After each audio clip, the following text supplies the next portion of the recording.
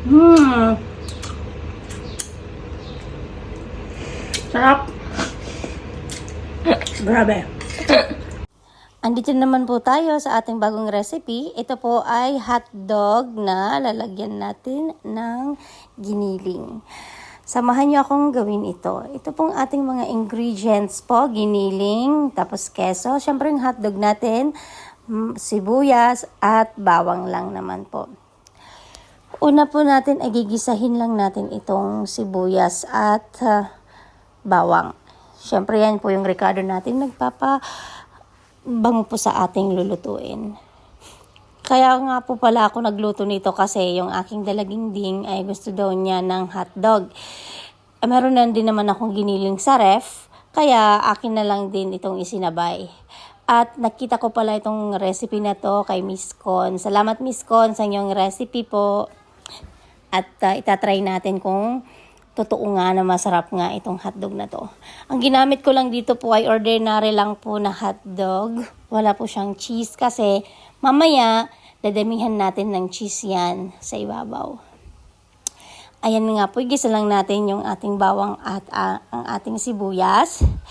Pasintabi po sa aming lutuan po, medyo madumi. Kasi po nagluto po kami kagabi ng isda. Nagatulo po yung mga mantika, yos oil.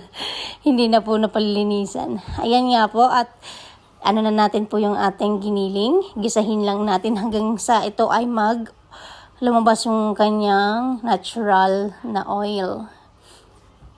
Tapos po ay syempre titimplahan natin yan.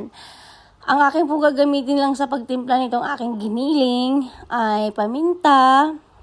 Linlagyan ko din siya ng paprika, ng chili flakes, at asin syempre, at ang ating pampalasa. Hingap mo, mikos-mikos lang yan po. Patsyam lang po yan kasi nakita ko lang yan sa Facebook. Thank you Facebook for this amazing recipe. At aking ipapatikim sa aking family.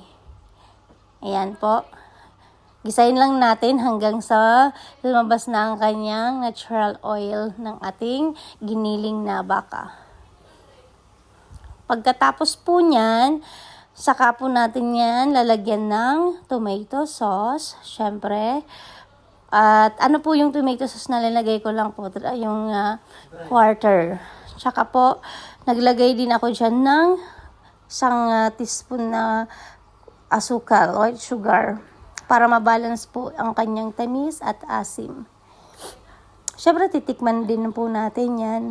Yung nagdagdag lang din ako ng kuting paminta kasi gusto ko na medyo spicy po siya. Para hindi siya masyadong nakakaumay. Dahil nga mamaya lalagyan natin siya ng maraming keso. Yan, excited na ako. Parang, sabi nga ng anak ko po, parang spaghetti lang daw. Spaghetti sauce. Yan naman po, prinirito ko na po yung mga hotdog. Kasi po para mabilis na siya. Hindi na po siya kailangang... Kasi pag sasabay po natin na hilaw po yung hotdog, may tendency na matutuyo yung sauce natin doon sa ating giniling. So ngayon, pinirito ko na lang siya. Hiniwa-hiwa ko siya sa gitna para maluto din yung loob niya. Sorry at naputol po yung isang hotdog. Ayan na nga po, low fire lang po yan ha. Kasi paglagay po natin mamaya ng cheese, para hindi po masunog din yung ating cheese at yung ilalim ng ating giniling. Ang nilagay ko po pala na cheese dito ay mix po ng cheddar at ng mozzarella cheese. Yan. Parang pizza lang, di ba? Dami-dami ng keso. Yan. Busin natin yan. Nasa 200 grams nga po pala yung mozzarella cheese na linagay ko, pati yung cheddar. Yan po, low heat lang natin yan. Low fire lang po. Hanggang sa mag-melt na po yung ating cheese. Mamaya-maya po titingnan po natin yan kung ready na po siya. Yan. Tingnan natin. Yan. Sarap niyan. Pwede yan ulam at pwede din po sa bread. Tikman natin syempre yung ating hotdog na may twist.